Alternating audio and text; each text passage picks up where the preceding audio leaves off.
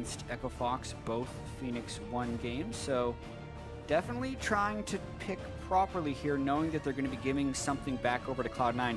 The conundrum they're in right now, of course, is Cloud9 was willing to first pick Rek'Sai yesterday against Reignover.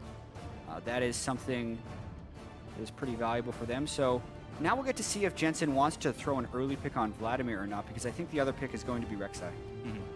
Meteos, very comfortable on the champion, playing it twice yesterday. We'll see if he gets it once again as Cloud9 looking for their first picks. Coach Reapert standing behind them, previously of SK Telecom. Yeah, he was on the coaching staff for SK Telecom as well. He also spent a little bit of time coaching in China, so he's been around the globe as well as being a professional player in Korea for quite some time. One of the OGs of the scene, so to speak. Yeah, he's got a lot of experience, so we're hoping that he'll be able to pull Cloud9 together much quicker than previously. But it is going to be the Karma locked in, and Meteos going back to that Rek'Sai. Yeah, Rek'Sai was expected. Karma is also becoming more and more expected, especially in North America. Karma hadn't been nearly as prevalently picked in other regions as it has been in NA, but makes sense as an early pick. Smoothie had some really good Karma games yesterday, even initiating, very aggressively flashing to get tethers on people. And it's also quite strong in lane, which is important when they're up against a Lucian. Very strong champion. Smoothie once again going to be doing some work for that as Ekko Fox looking for their next two picks. Vladimir is actually making it through, and this was something that we saw yesterday with Cloud9 versus Immortals, that Vladimir was open and completely ignored. Yeah, but we've also heard from the guys from some of the teams that have been in Korea to boot camp, or the teams that decided to practice from home. Specifically over in Korea, Vladimir wasn't really that big of a part of the meta. And considering that both Ekko Fox and Cloud9 have come back to North America this week, even though they may want to play Vladimir or have seen that it's strong, they might not have actually had that much practice on it, just because that's not what was in vogue, so to speak, over in Korea. Maybe it falls through this pick and ban phase entirely. Yeah, we'll see once again what they decide to go for. Is Gragas and Zyra are locked in for Ekko Fox. That Zyra likely going to be going to big. Played it yesterday in his game 2, went 3, 4, and 11. So now he's going up against Smoothie's Karma. Harass versus Harass. Yeah, and some nice counter-engage opportunities from the Zyra. Really good late game, but I definitely think it can sometimes be vulnerable. And there it is for Cloud9. Jensen will be pulling out the Vladimir. That's exciting. Getting to see his take on the champion. Definitely something that can take over a game if Jensen gets a few early games from Meteos. Yeah, back on that Maokai for impact in the top lane. This is a big team for Cloud9. If the game gets late enough, they are not going to go down. It's incredibly beefy. Depending on how tanky Jensen decides to go with his Vladimir build, we have seen some variation. A lot of the time, Spirit Visage will be their first item. Yeah. We've even seen Warmogs and Ranwins and Ninja Tabi and just really crazy stuff. Add that to a Maokai, who's both going to be giving a lot of healing to each other, or to themselves. And considering you can get the shields from Karma in the late game, it'll be about finding a good damaging AD carry for Sneaky with that last pick. Yeah, Cloud9 going to have to look for him to do some damage as Ekko Fox. Oh no! Do it, Froggen! He might be going back to it. The Anivia is hovered, and it is going to be locked in. All right. Oh, when is the last time Froggen played Anivia in competitive play? Stat request right now, please. Because Anivia is very good, specifically on this patch as well. Timeline from the mid-season changes, Anivia actually got buffs because the mana cost was pretty greatly reduced on the ultimate, even though it grows over time. So, like, you can really have a lot of map presence with the Anivia. It's actually nerfed on the 6.11 patch, but LCS is being played on 6.10 right now. So, also pretty difficult for a Vladimir to kill the Anivia early, only because, especially if Vladimir is building tank, being able to get the sustained damage when Froggen can get egged will make it much more difficult of a lane. And then I'm really excited to see KFOs carry Fiora again in the top lane. Really cool last two picks by Ekko Fox. Yeah, Ekko Fox looking very strong with their champions, returning to some old comfort picks, while Cloud9 looking to go for a few S-tier picks of their own. Again, this is the pace setter for Ekko Fox, and they're coming into it strong with some high damage, high impact champions. This is fun. We have the Sivir to speed up the potentially very strong AoE tank team fighting of Cloud9. And then Ekko Fox, it looks like they're just playing a whole bunch of really comfortable champions in their carry roles. So exciting drafts from Cop, nice draft from Reaper as well, and I just can't wait for these two team compositions to smash into each other. Going to be very impactful. And it turns out Froggen actually did take that Anivia just last split. So in my head, I was thinking it was the All-Stars that we had in December, but he did take it more recently than that. How do you? I don't recall. We'll find. Yeah. But again, the stage is set for this series. Help us kick it off by jumping onto Twitter and telling us which team you think will get to an early series lead with Game 1. Vote using hashtag FOXWin or hashtag Cloud9Win. And we'll take a look at those votes as we load onto the Rift for this game number 1 between Ekko Fox and Cloud9. All right, so starting items look pretty standard across the board. Corrupting Potion for KFO. Froggen flapping as fast as he can towards the mid lane. Jensen starting off with a Doran's Shield for even more regeneration on a pretty healthy champion. Yeah, one thing about Froggen's Anivia that's always been useful is how much he gets off as far as auto attack harass goes in lane. So the Doran's Shield can be a very logical thing for the Vladimir, especially considering you don't need the mana regeneration since you are Vladimir, and blocking 8 damage from single target attacks and spells will be rather useful for that Doran Shield early. So I like the theory from Jensen. It also makes it much harder for anyone to gank him since it's just a naturally tanky item with 80 health. Not to mention he's still got the Sanguine Pool plus Flash.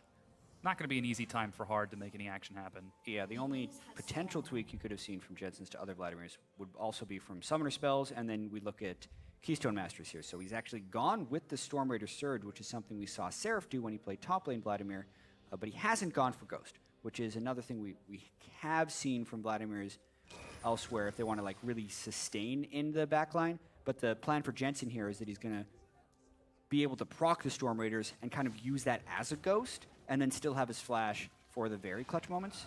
Interesting to see how that plays for him. Uh-oh, Keith is about to face check into Ekko. Oh, no. Cloud9. Early invade, they've caught him. Lots of damage, but he holds on to his summoners. Yeah, but that's instant lost lane right there. It's not a smart path to be taking back through the lane, especially when you don't have early level 1 wards. That's just a sloppy play there by Keith and Big. And he's also not going to a safe place to recall, so Smoothie can keep nailing him with these things. And at this point, he's got to fear death a little bit. Like, Big's not strong enough to zone him out. It's clear by now that Ekko Fox hasn't started on the right part of the jungle, so Smoothie can just continue to harass here.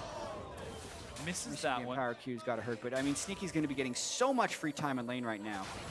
It's not good for Fox's chances to take advantage of this matchup. Going 1v2 right now with this Karma, so confident. And you did mention it in Champions, like he has looked very confident on this champion and already opening up an advantage for Sneaky. Now Impact is going to find Hard with that early gank. KFO looking to catch up, try to get some damage, but Impact doesn't even hesitate, plays it safe.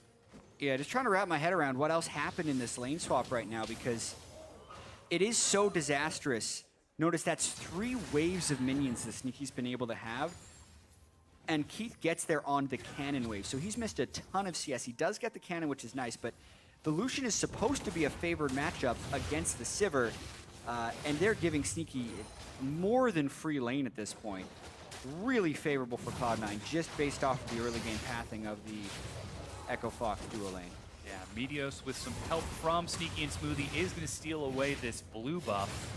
Doesn't even have to burn his smite to get it and get out of there as he continues to make sure keep Sneaky safe, keep Sneaky alive. He's going to do some work later on as Hard on the other side.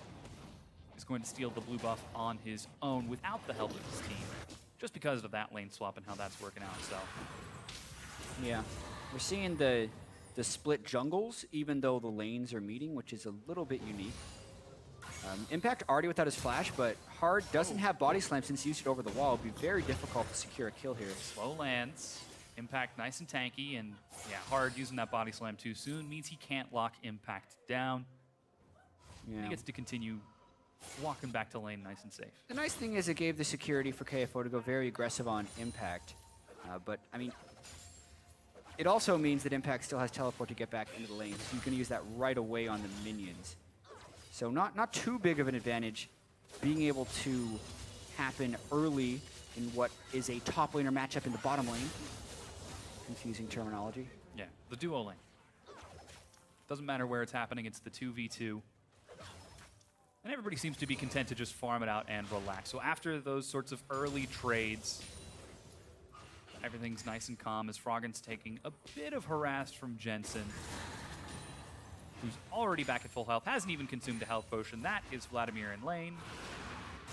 Yeah, Jensen definitely putting down a little bit of pain on Froggen early. Of course, Froggen's gotten teleport Anivia, and once he hits level 6, he should be able to shove at the same pace as Jensen, but I don't see a world where he's actually able to out-harass Jensen. The Doran shield makes Jensen's Vladimir an immovable object in the mid lane, especially against an Anivia, and a tear goes down early for Froggen, which signals really he's just looking to keep the mana up to wave clear. Yeah, and this always has been Froggen's MO, especially on Anivia. Just take your time, farm it out.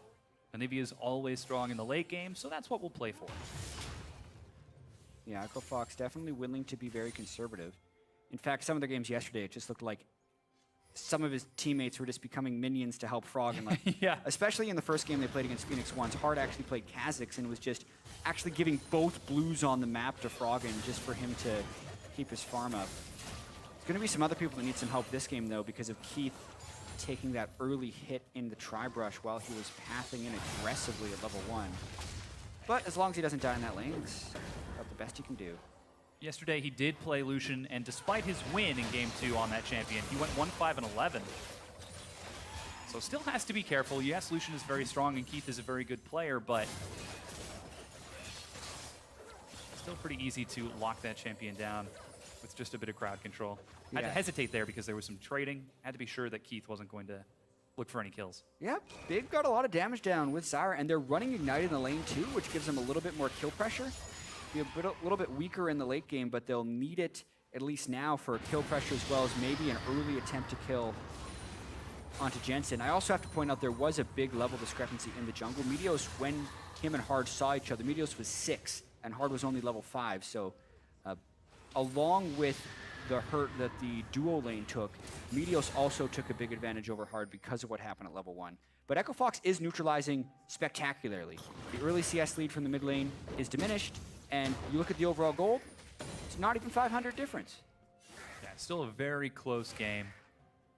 Biggest difference we're seeing right now is in that jungle you were talking about, Meteos, because he's gotten so much time. Just a bit ahead as he's going for sort of a tankier build. And everyone's just taking their time, playing the map out. Sneaky heads back towards the top lane with that BF sword. Keith looks to answer back with the serrated Dirk, so that is going to be the Youmuu's build out of Keith. Yeah, makes perfect sense. That's the build everyone does, and they often like putting the serrated Dirk very early as Lucian just because of not only the armor penetration, but the unique passive on it where after killing a unit, your next basic attack will deal an extra 15 damage, and Lucian is so quick with getting those in. It's just like last hit, harass, last hit, harass. The pattern is very just dominating in lane phase. But because of the early disadvantage, they're going to be going up against BF Sword Sivir, which might make it that Keith can't actually push any type of advantage. Yeah, that Infernal Dragon feeling all lonely on the bottom side. The lane swap caught with the duo means nobody's going to be trading objectives. So there's no vision priority over it right now, as so far Meteos and Hard look to be trying to keep vision on that. Whoa, Culling finds Smoothie. There we go, it's a Down lot to of damage. 200 health. There's flash and heal. Sneaky, despite low mana, is able to use on the hunt and disengage. Yeah, really nice job there by Ekko Fox's dual lane to claw back in this one. We said the Lucian is favorable for this matchup, and because he was able to get so much damage with the culling, it wasn't even about the serrated Dirk being able to get her ass off. It was just straight up culling, and now junglers are actually going to collide with each other. Meteos gets to see him with Tremor Sense, and Hard gets to see him with a ward. Not sure if he saw that ward go down. It was just placed. There he goes. Gives his position up as he heads on out. And Smoothie continues to heal up in lane, so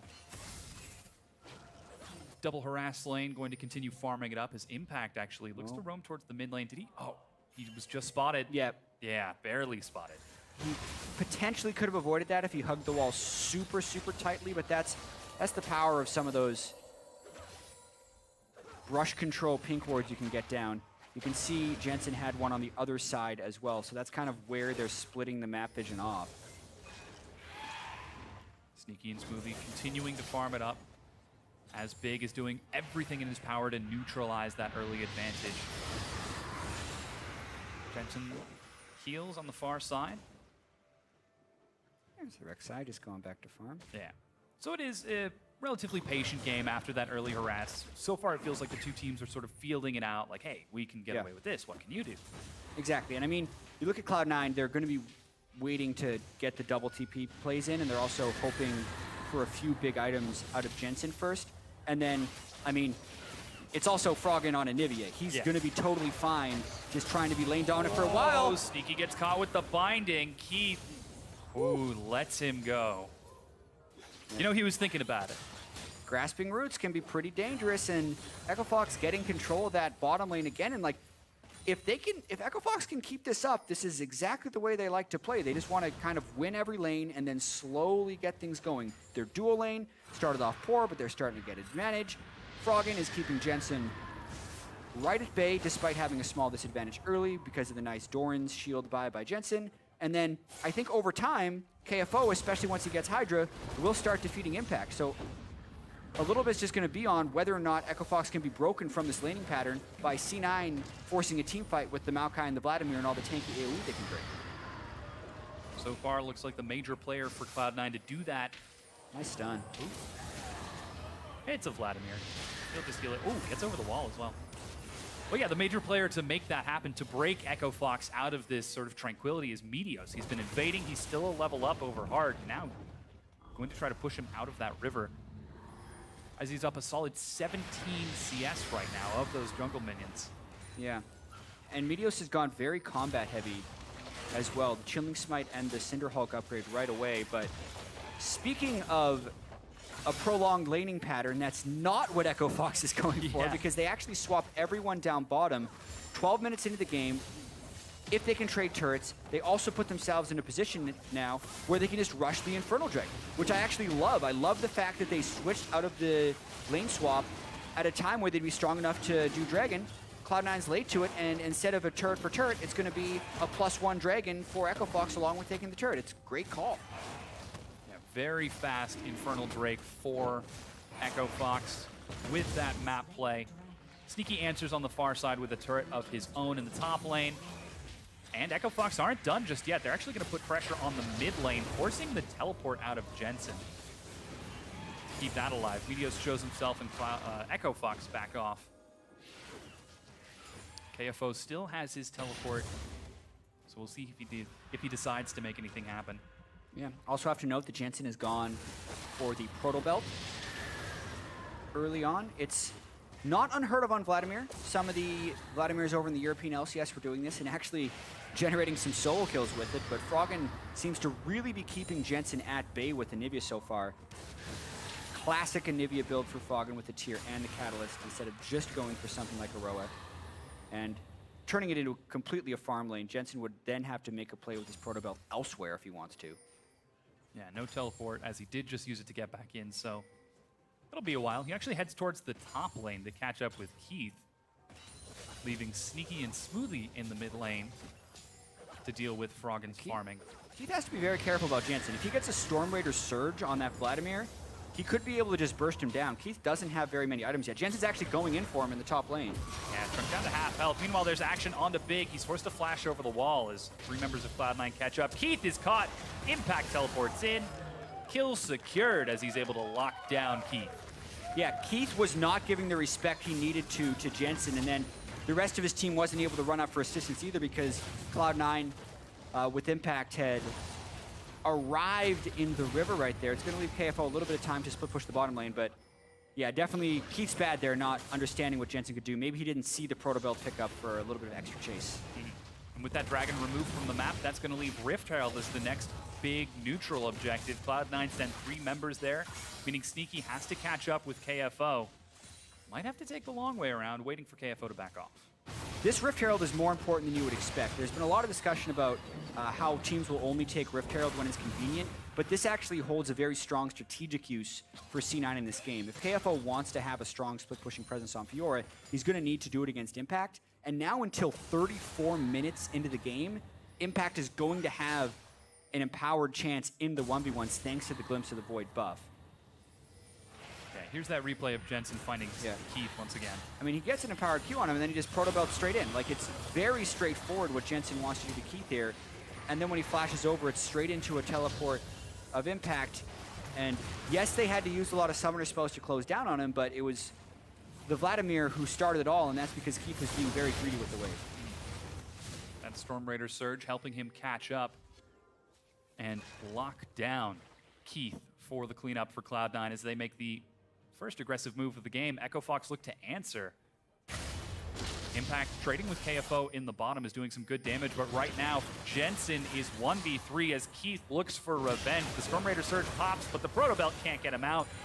Oh, Ignite implies grievous wounds, and despite some good damage, Keith gets that kill. And oh, the catch on the KFO. Smoothie's catching up as well. Flash is used, but KFO makes it out.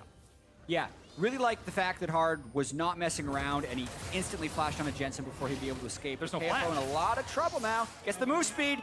He's got to be able to juke this. Meteos has the tunnel. He's going for the time. Point blank, baby.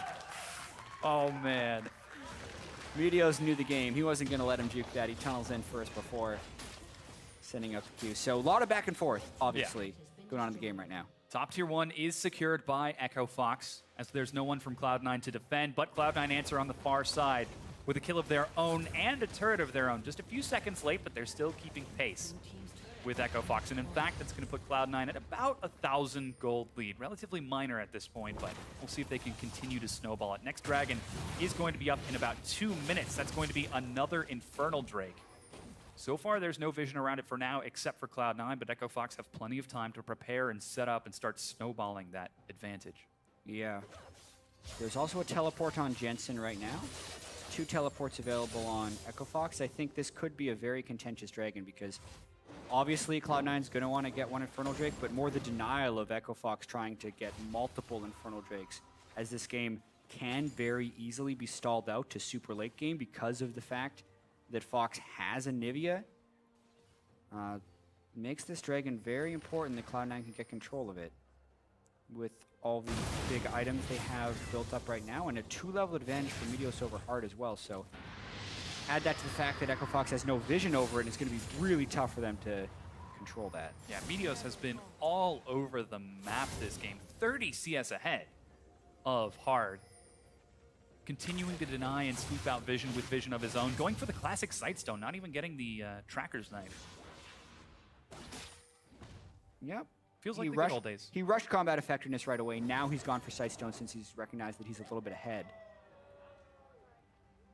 So Meteos very strong in this. As you can see, a pause has been called. But Ekko Fox have got some time now to sit and think, okay, we're down just a little bit behind.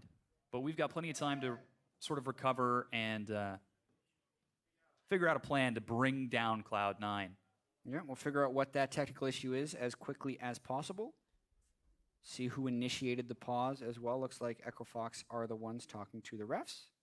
Hopefully that gets resolved as quickly as possible. And yeah, it's been a very close game so far. Definitely slower than you would expect from a Cloud9 game. So the pace is more in the favor of what Ekko Fox is comfortable with. Their first game yesterday against Phoenix 1, even though it was dominant, they only had 10 kills when the Nexus fell. So definitely that controlled style. But in playing the slow style, they haven't had a gold lead. So currently, Cloud9 is actually kind of playing the Ekko Fox way, but a little bit better than Ekko Fox. Yeah. And we just heard from backstage, there's a little bit of an audio issue with Ekko Fox's headsets. That's why you can see them with their headsets off right now. So hopefully we'll get that fixed as quickly as possible. But Cloud9, as you mentioned, going 1 and 2 yesterday against Immortals. It was a very intense series of games. And they showed that they can play at a very high speed, very high level to keep pace with Immortals. Well, now this is a little bit of a slower match. Mm-hmm. And, well, Cloud9, when they got into those fast-paced games against Immortals, we have to remember they did lose the series. So they did have that incredibly kill-heavy Game 2 against Immortals where they had over 30 kills in, fantasy point dream type of game. Yeah. But then they still lost games 1 and 3 because they weren't able to keep pace with the wave control in that match. And this game, it's been, totally even turrets thus far, and the pace is obviously much slower, so they're able to keep pace, but it'll just be about really finding the right types of engagements in team fights, because they have to be able to get through the Anivia, and they definitely have some incredibly strong team fight champions with the Maokai, Vladimir, and Sivir. Yeah, and this is a very strong team, not only in champions, but in players for Cloud9. This is the biggest change we've seen to their roster since the inception of the team, and they come in so strong so far. Yeah, I mean, Impact obviously getting that player of the game. I was wondering a little bit when he had that last split, he really underperformed on energy. A lot of that you have to think was, did he not have jungle synergy, or had he actually just slipped because his gold at 10 was incredibly low? But then, at least so far, his performance has been quite solid, and whenever he can get Maokai, it's always putting him at his most comfortable state, and the fact that he's on Maokai again is really good. Yeah, we're looking forward to see how he will synergize with his team. Obviously, they boot camped in Korea, so they did spend a lot of time practicing together. And something that we kind of briefly glossed over a little bit was Smoothie in the support lane, in the bottom lane, coming in for support and replacing Bunny Fufu after that first game. Now, from what we've heard from Cloud9, they plan on doing a sort of 50-50 with the two of them. That's got to be pretty difficult to practice with the two players. It is, and it just kind of means that the shot calling duties have to be on someone else, even if he comes in and has some auxiliary duties for it, unless they really want to change the focus on their team and they're bringing two different shot callers, but that doesn't seem like the best way to do it. And I think as Cloud9 tries to transition, I'll need to speak to Reaper specifically to figure out what types of communications he's teaching them, but he has spoken and the team has spoken about how Reaper has helped them communicate better in-game. And I don't think it would be the same way they communicate where one guy like Hai delegates a lot of responsibilities and is very vocal during team fights. There are a lot of teams in Korea who follow a model of just having like multiple information gatherers, and whoever's in the best position to make a shot call just makes it. So definitely different learnings to be applied from communication and shot calling from all the years all these players have had in League of Legends, and hopefully they're trying to find a system that works for them. Yeah, and the big hope is that Reaper will be able to help Cloud9 much more effectively and efficiently than they have in the past, because he has this experience on SK Telecom and other organizations, that he'll be able to help augment their strengths and clean up their weaknesses faster. Yeah, and I just heard that the audio is almost resolved for Echo Fox. They've tried to do a fix. They're testing it right now, so hopefully we'll get back in the game very shortly, 17 minutes and 30 seconds in. And really, with an Infernal Drake coming up in 35 seconds, a very important moment of the game about to happen when we get back in. We'll see who's going to continue to get that Drake as both of the teams are getting prepared to secure it. Now, we did talk a little bit about Cloud9 and sort of their organization. With this new team and their new coach, we're expecting big things. But Echo Fox, they finally got together at the end of this, near the end of the split in the spring. Well, now they've had a few months and they've played together, they've boot camped together. They're looking much more cohesive as a team. And I think that the expectations for the team are rising as a result of that. Yeah, and they definitely want to become a playoff team and have a chance of going to Worlds. Last split, if you only took the games they played with KFO and Froggen, they would have had a winning percentage to make the playoffs. And then who knows from there, because we had the 6 seed team in the playoffs, TSM, make it all the way to the finals. Like, it's really just about getting in the playoffs and finding your groove at that moment. Luckily for them, they were able to get all the way up to 7th and got the auto berth into the summer split right here because they were safe from the promotion tournament. And another thing that's actually kind of interesting about the way the games have fallen today is, so far, this is the last series that actually needs to be played. Every other series has finished.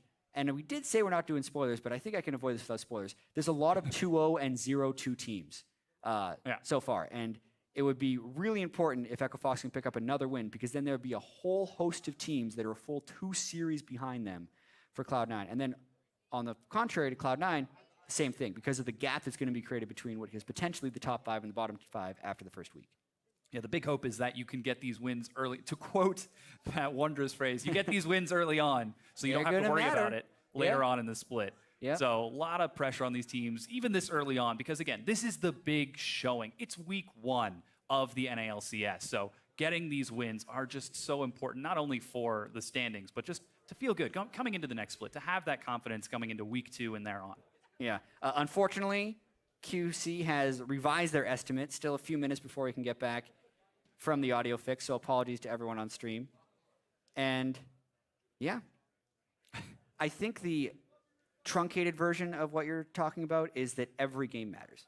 And just like last split, every game is going to matter. It feels like, you know, each win is more meaningful for these guys because they're best of 3s, but they're playing just as many best of 3s as they played best of 1s last split. So it's going to be just this massive amount of more games for these guys. And after 1 week, that's still just going to be 1/9 of your overall season.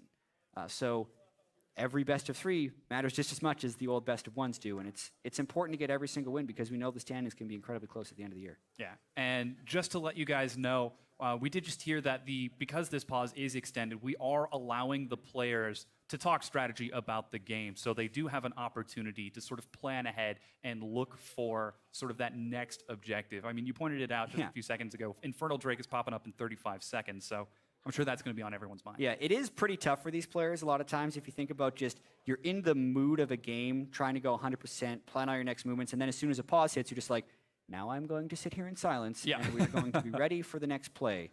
So it is good sometimes when they get to talk about strategy a little bit, but obviously you avoid that from happening so no one can do like strategic pauses and be like, oh yeah, my screen was flickering.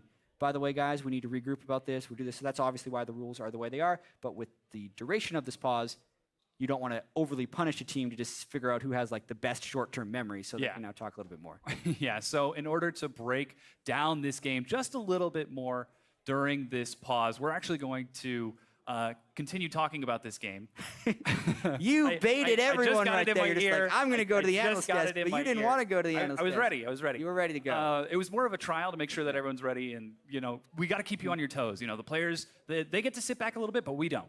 We're all prepared for this. Oh, apparently we're able to get back into the game, is what I've just heard. So I don't want another false alarm here. Yeah, so we're going to go ahead and send it over to the the game is going back in. That's what he just told me. I can see it unpausing on the screen. Hey, there we go. We're going to be going in any moment now. Here we go. That's the one. Back into game. Ekko, Fox, and Cloud9. Okay, so Infernal Drake coming up 30 seconds down to 25. Those 10 seconds really flew by. Everyone's in position. Strategies in everyone's minds. Hard leads the way, looking for some vision. And that dragon's up in 10 seconds. Looks like Ekko Fox currently have the inside track, but Cloud9 are on their way, grouping as 5. Yeah, right now, Ekko Fox has been able to reestablish some vision, which is very important, because if you think about a minute ago in game time, obviously over 10 to 15 minutes ago in actual time, they didn't have that vision, but they were able to push in, get the control. It'll be very interesting to see how well they can hold it, because Kfo is thinking about going up to split push, and he was spotted on a ward actually, so that allows Cloud9 to then move in. It's really a push and pull vision battle. Meteos goes way in. Yeah, he loops around, but drops a quick tunnel to get himself out. Yeah, good work control. Froggen a little bit low on mana, which can be really harmful, and he's also using it just to clear the wave, so that actually, I think that move more than anything is going to give Cloud9 a ton of power to go for Dragon. Froggen's actually going for blue buff instead of controlling the Dragon. I would have much preferred he recalls and teleports back in. He has his teleport. Oh, bad communication right there, and his recall is slow. Just Ekko Fox dropping the ball here. Cloud9, got to be a steal. Oh, down to 50 health, but Meteos secures it. A cast from Hard is going to buy time, but he's got nowhere to go. Jensen has slain Hard. Deadly miscommunication right there for Ekko Fox. Froggen thinking about doing blue, but wouldn't have even had enough mana to do it, and then recalls. Hard also tries to steal without his flash, and now we're going to see a fight because Froggen's still not there. On the Hunt is dropped. A successful disengage from Ekko Fox, but Cloud9 chased them off. That leaves them with the inside track towards that mid-tier 1. Froggen's not there, but they don't have any minions for now, so that turret is going to stay standing despite the aggressive play from Cloud9, and they tie it up in Dragons, and now Froggen's able to get his blue. Yeah. At what cost did he get the blue, obviously? That's really harmful. The fact that both teams have Infernal Dragons now, I'm just waiting for the moment where Cloud9 is able to go in and brute force team fights, because they have so much movement speed potential with the Sivir and the Karma, and then just such beefy tanks with basically what's going to amount to a triple front line. That's how it's going to feel, because Vladimir is so hard to take down in team fights. Fox is going to have to bring a lot of damage into that to have stand a chance. Yeah, in fact, it's Echo Fox who are going to find the mid lane tier 1. Sneaky has to back away. A huge wall blocks him from safety. Froggen, in fact, taking a few points in that, actually. Up to 3 in that wall of ice. Oh, wow, but Smoothie gets caught face checking and pays the price. Yeah, well, Echo Fox had gotten all of their waves pushing at the same time, which is allowing them to keep up a fair bit of pressure right now, and Jensen is also kind of caught between where he would want to go, and now everyone on Echo Fox is collapsing down, so they're going to look for what looks like a 5-man push on this mid turret. Yeah, blue buff on Froggen now paying off. They're chunking it down to half. Meteos is in position. Looks like he settles on hard for the knockup. Grasping Roots tries to keep Impact out of the fight. Keep that half health. Gonna have to try healing off Doran's blade, but yeah.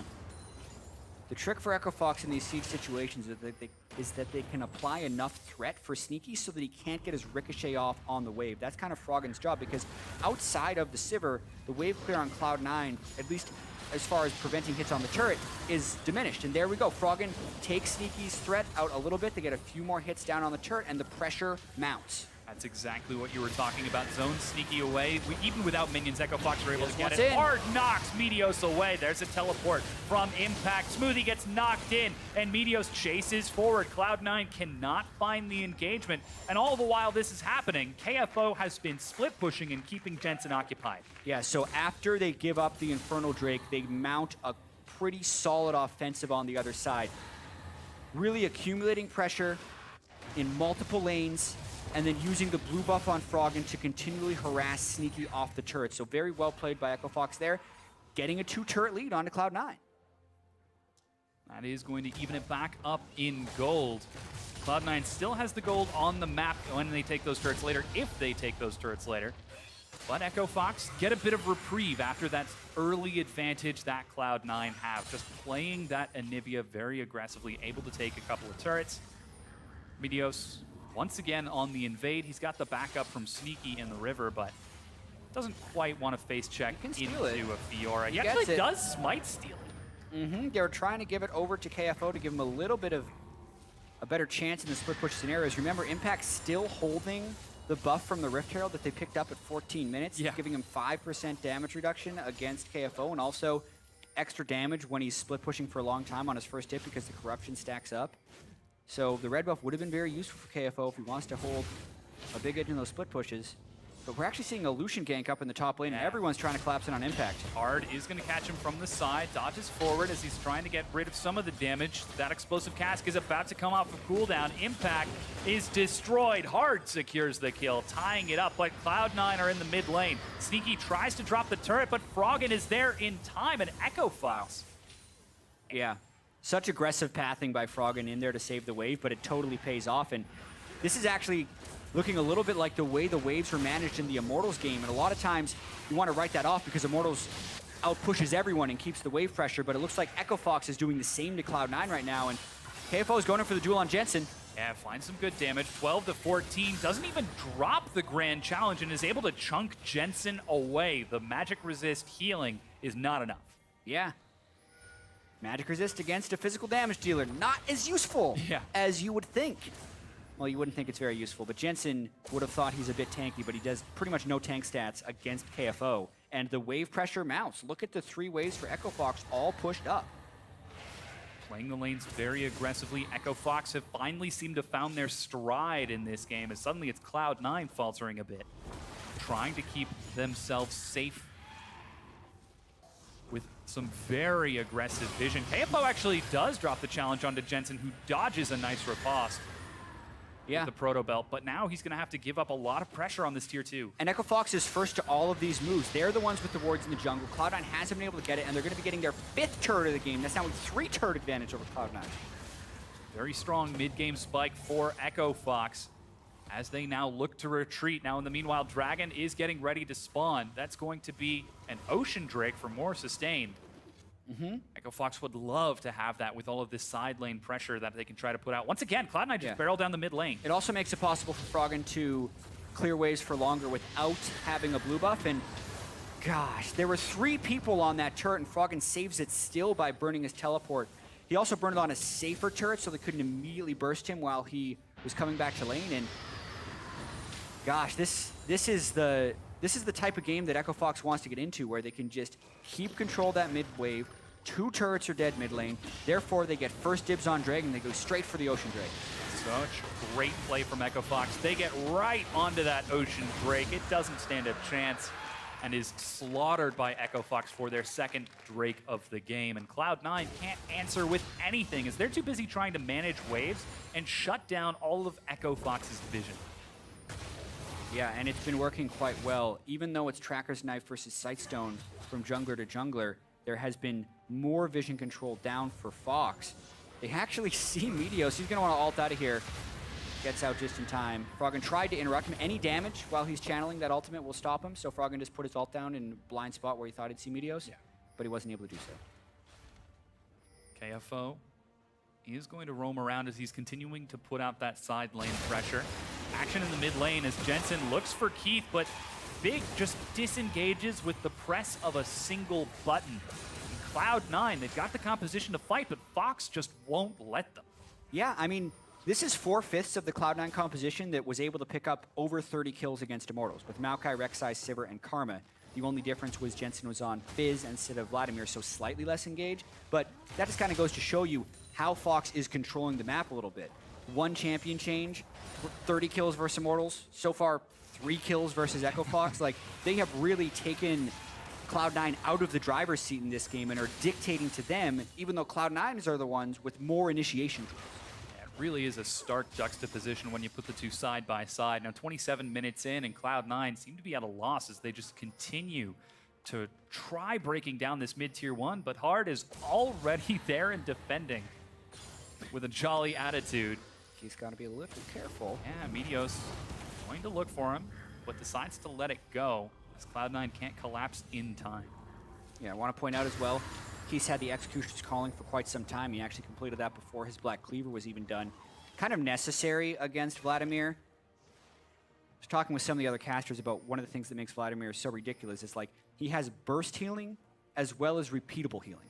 So his burst healing's from the ultimate and the repeatable healing's from his Q. And normally you can kind of break it from one thing. It's like, oh, he can heal a lot, so let's do a lot of DPS. Or we should burst him so that he can't do his overtime healing. But Vladimir just does both, which means you have to reduce the healing, otherwise you're not killing him. And that's why Executioner's Calling is so important. Jensen getting a bit overzealous, separated from his team, and forced to burn the flash as Echo Fox find the successful collapse. Now they're the ones charging down mid lane while KFO has got Impact occupied on the far side. Meteos looking for an engage from the side, but it's just not possible. Echo Fox have got so much vengeance. Jensen has no escape summoners, but he's still able to get out as Echo Fox are undaunted. Yeah, and Exactly, Meteos going in. Knock up onto Froggen. He's burned low, but he's got so many shields. Meteos is going to be locked down, and Impact is in the back line. Meteos drops to Keith. Impact trying to disrupt as best he can, while KFO is holding one versus 3. He drops the grand challenge for an execution. Some healing. Jensen again goes down. A triple kill for Keith as Echo Fox clean that up. What a fight by Echo Fox. And oftentimes you think of Maokai as this superior team fighter to Fiora because he can just teleport in and destroy you. But it's actually KFO who does a tank's job and zones 3 people out for the duration of the fight without taking any damage. So amazing teleport in from KFO at the end of that fight. 3 kills picked up by Echo Fox. And how much are they going to get for this push? They already take the inhibitor, and they don't have any. Would they go for more? It's just Sneaky and Smoothie right here. 20 seconds before Jensen's up, 10 for Impact, but they're trying for it. They're on to the Nexus turret number 1. Smoothie going to go. I have no idea where Meteos just goes. He's trying to catch the minion wave, but it's too far. The Nexus turret is going down. The Nexus is laid bare, and Echo Fox are trying to drop it. Smoothie is dead. Finally, Meteos catches back in. But the Nexus is dropped, and Echo Fox defeat Cloud9. Just a catastrophe down the stretch for Cloud9. They try and force one team fight, and they do not respect the overall pushing power or team fighting, for that matter, of Echo Fox in what was looking like what was going to be this slow, drawn-out game. Ends in a shocker, 29 minutes and 33 seconds, a sub-30-minute game, and the first one goes over to Echo Fox, Dom. Yeah, that completely defies our expectations. You know, Froggen's on Anivia, you've got KFO back on that Fiora. They just want to scale and wait it out, but 29